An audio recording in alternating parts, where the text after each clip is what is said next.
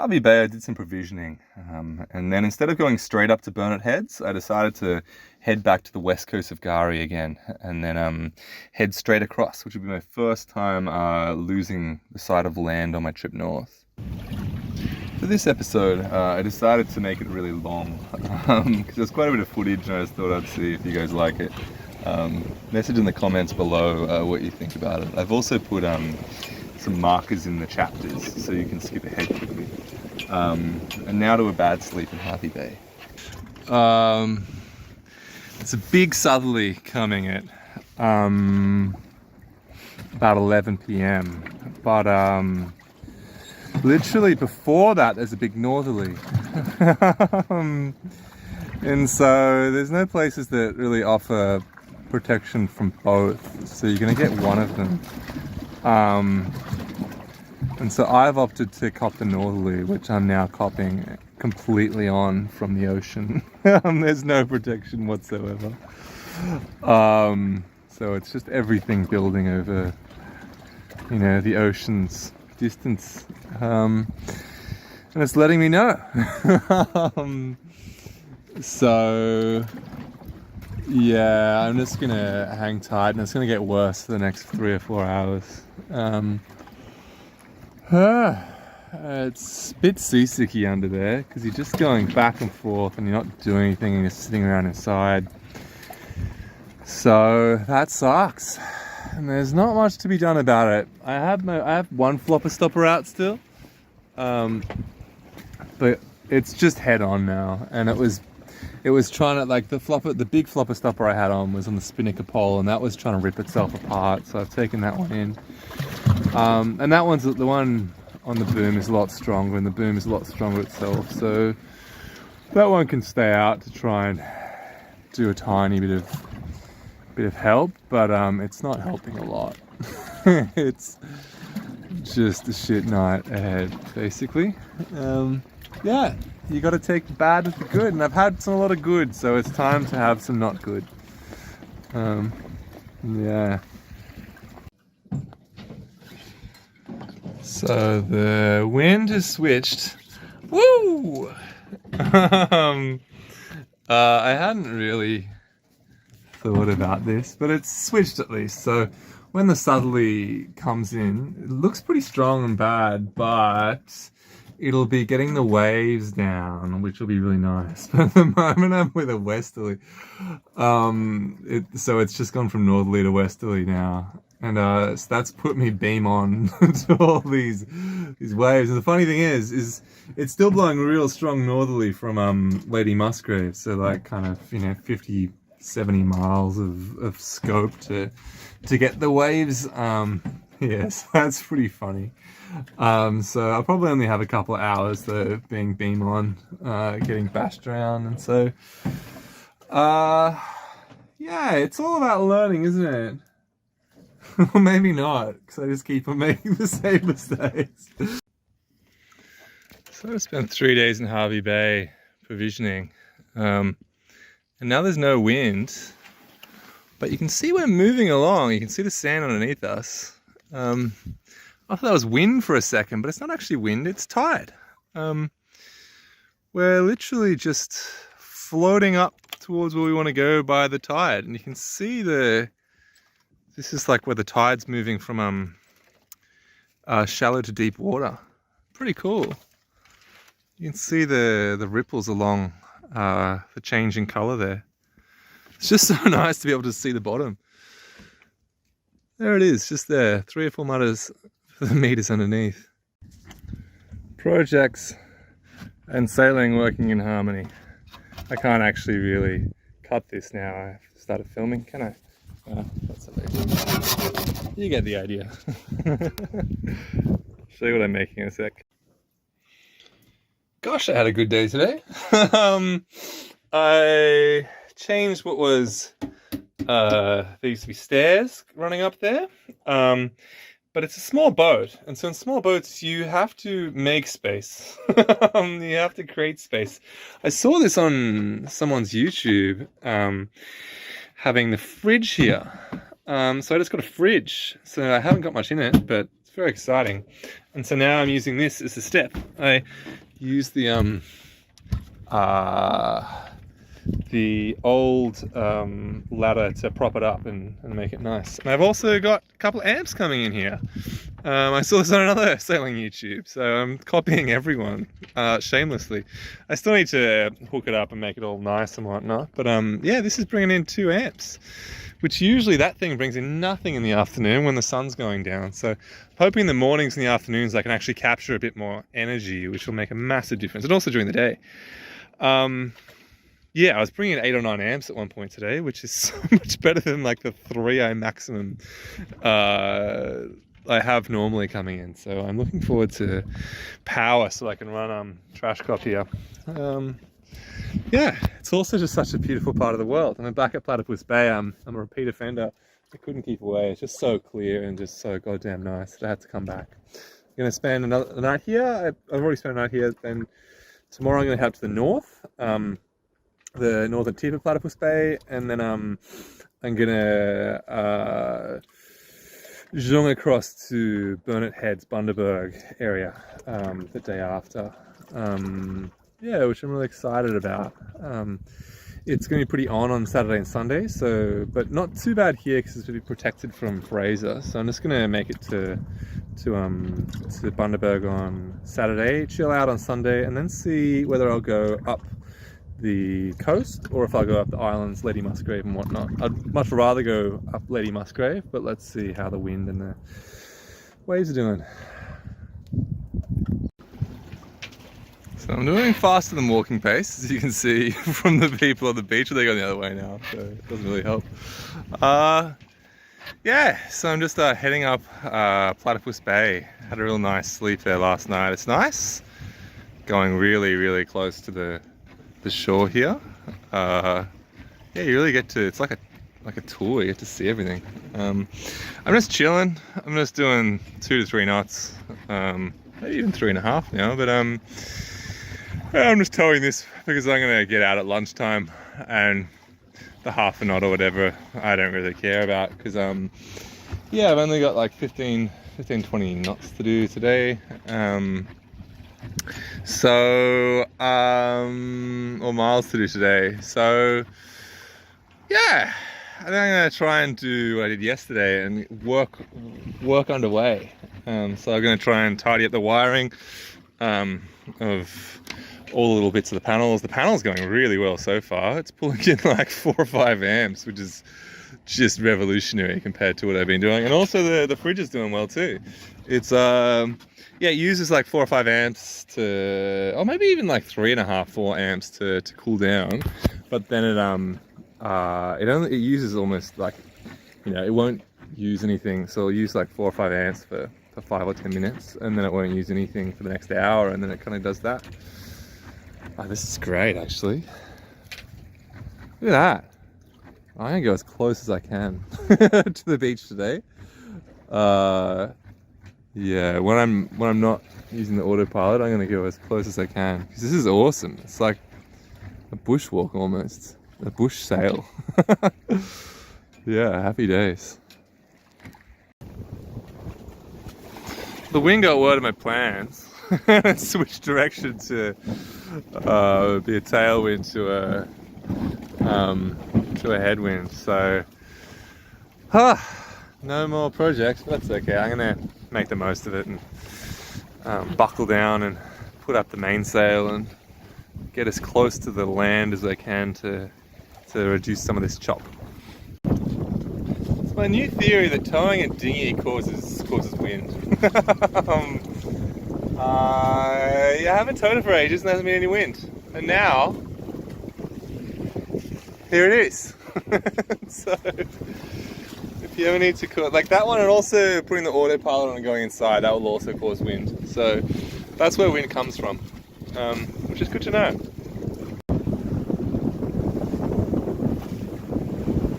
Yeah, the wind certainly heard about my plans to chill.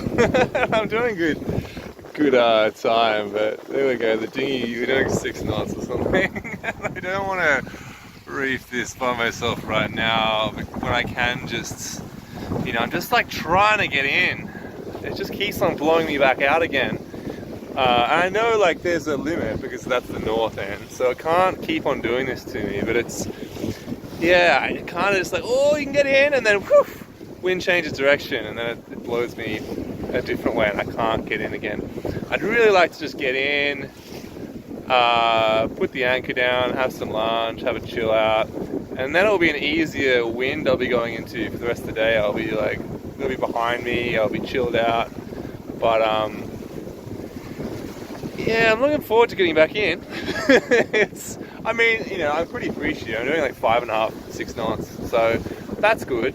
But I don't need to. I mean, I did look at the map before, and it's actually 20 miles I have to do, not 12 or something, because it's like 12 directly there, but it's a big old dog leg to scoot around the coast. But I think it's worth it because it'll be protected from the wind and it'll be chill. And then I can also see at what point, what the wind's doing, because I want to get as far north as I can until I am getting hit by chop in the anchorage. So if I can, look at that.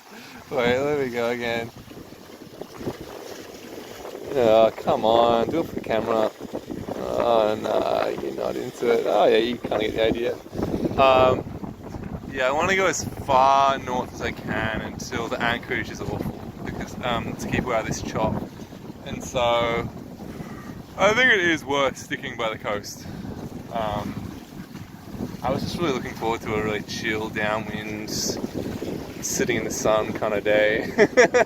But I should have expected something different, and then I'd be really happy about this. So, you know, expectations. Meeting expectations is meeting your happiness. So, what to do?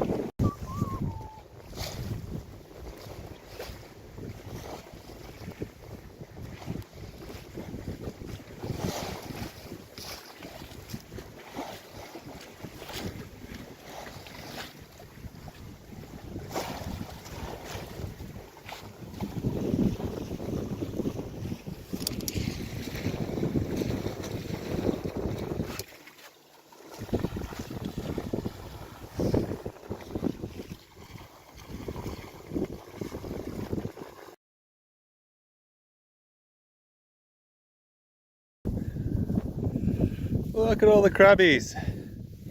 Hey, crabby, crabby, crabby. There's hundreds of them, thousands. That's pretty cool. I'll make sure not to step on any of you. Missed the best part, but there's like so many of them. They're all just in a ball hanging out and kind of like going underwater every now and again. Look at them go. Little armies of the things. Just hanging out in the sun. That's a happy day, except for old mate, he doesn't like anyone. Do ya? Nah, you're going the wrong way, mate. So this is a lagoon that you can get up in low tide, as these guys have, and then just chill out on the sand. Pretty cool. Awesome part of the world. I'm pretty sure that whale there is just sleeping. It's got nowhere to be, no one to meet, doesn't care. You'll probably see it do a pfft in a second when it gets too much water in its blowhole. You don't think of them just not doing anything, but it's a good place to do nothing. It's shallow, it's chill. Why not, hey? Massive turtles as well today. So it's been a good day for wildlife. Tons of crabs. It's a destination, and I get as far north as I can today as I feel like it. So I'll go until the sun goes down, and maybe until last light, I think. That way I'll chew up hopefully an hour of the trip tomorrow. It's much easier to do it. Just to cut a big day into smaller sections. So, and why not be out sailing now? It's so beautiful. Yeah, it's a good afternoon. The morning is a bit on, but now it's beautiful.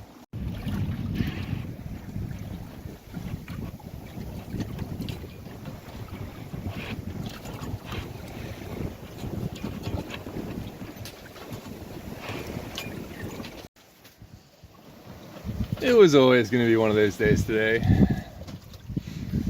Anytime that you're running without any protection, that sounds sexual. Anyway, it was always going to be one of those days. You just get heaps of chop building up. And it's not too bad now, but already it's kind of overwhelmed the autopilot because they don't really do downwind. If anyone has an autopilot that can surf really nicely, that'd be amazing.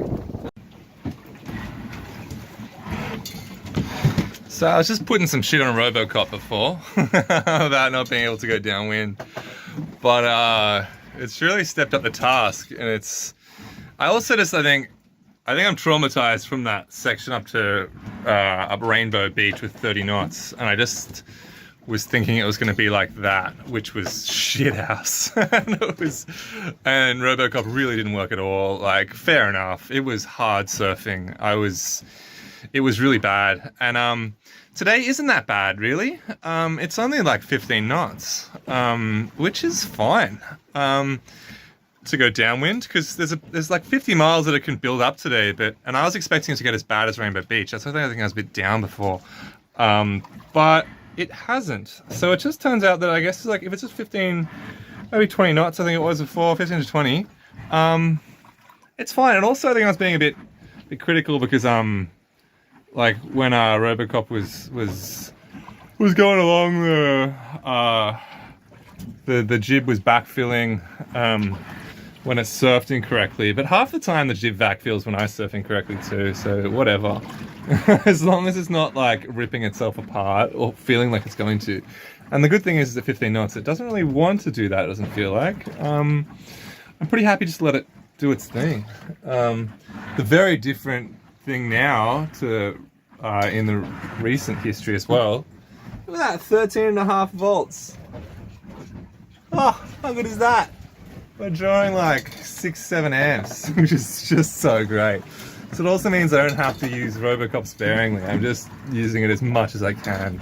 I'm just going to see it when it gets hot, and when it does, and I'll probably have to give it a break. But yeah, I'm pretty tired today. I stuffed up the anchorage yesterday. And ended up getting a lot of chop in that anchorage, so I just trying to rest as much as I can, popping my head out every 20 minutes to have a little look around, and then checking the AIS and then back down. So yeah, it's really invaluable having RoboCop today. Thank you, RoboCop. You're doing a good job, mate. There's a lot of things on a boat I didn't really realize the importance of until going out in the ocean for a long time. And one of the major ones is tow rails. Oh my god, they're the best. Woo!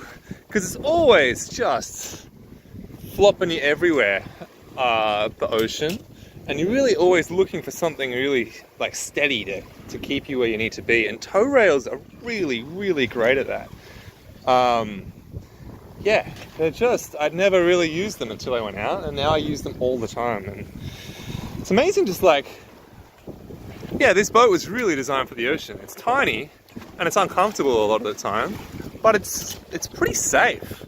It's amazing that you can buy something like relatively cheaply that you can just head out into the ocean that was built for the ocean. Pretty nice. Now that's what I call a shed. Holy smokes. That shed beats any other shed I've ever seen. It must be, how big is that? 500 meters long or something? Even longer, that's insane. This is Bundaberg. I feel like it's the start of North Queensland.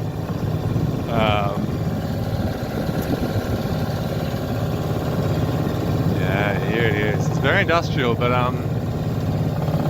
the good thing about industrial ports, like the other one I've been into so far is Newcastle, is they're very functional, they're very deep, so they're very easy to get into. There's a bit of swell coming in, there'll be a bit of swell going out, but I think it's been like, it's like 10 meters, the depth has been maintained, so that's good. Here we are, another stop.